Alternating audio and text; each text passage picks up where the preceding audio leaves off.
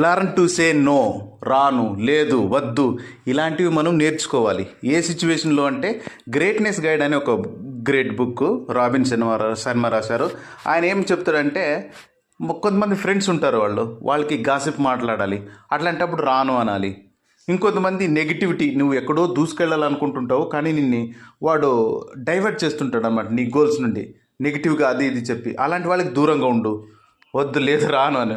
ఇంకోడు రెచ్చగొడుతుంటాడు, ఇంకోటి మీద నీకు చాడీలు చెప్పి వాడి మీద నీకు కోపం తెప్పించి గొడవ పెట్టించేదానికి, అట్లాంటి వాళ్ళకి దూరంగా ఉండాలి అని. ఇంకోటి ఏమంటే నువ్వు పనికిమాలిన పనులకే ఓకే ఎస్ అంటుంటాడు. చూడు ఆయన చెప్తాడు ఇలాగా, every time you say yes to the something that is unimportant, you say no to something that is important. Important ఏంటి దానికి నువ్వు నో చెప్తావు, అలా చేయొద్దు. ఇంపార్టెంట్ దాన్ని ఏవేవి అని చూసుకో.